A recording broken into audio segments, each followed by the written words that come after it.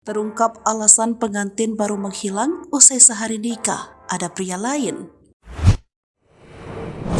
Menghilangnya Anggi Anggraini 22 tahun, pengantin baru di Bogor yang hilang sehari setelah akad nikah, masih menjadi misteri.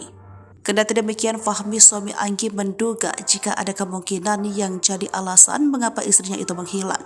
Padahal setelah melakukan akad nikah, rencananya mereka akan menggelar pesta resepsi pada 15 Juni 2023 nanti. Bahkan Fahmi mengatakan jika semua persiapan telah dilakukan. Saat ini Fahmi masih menduga-duga alasan mengapa Anggi, pengantin baru di Bogor yang hilang sehari setelah akad nikah, tiba-tiba menghilang dan pergi meninggalkannya. Fahmi lantas mencari tahu satu persatu kemungkinan yang menjadi alasan Anggi Anggraini hilang.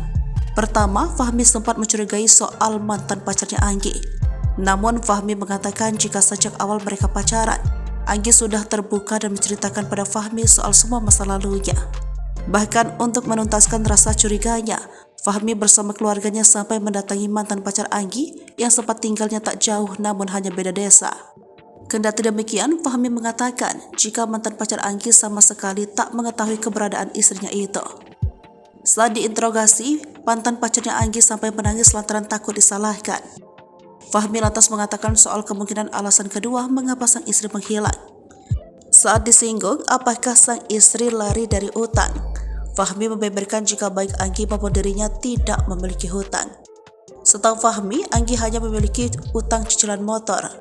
Adapun saat disinggung kemungkinan ketiga mengapa Anggi menghilang, karena biaya pernikahan, Fahmi juga membantah hal tersebut.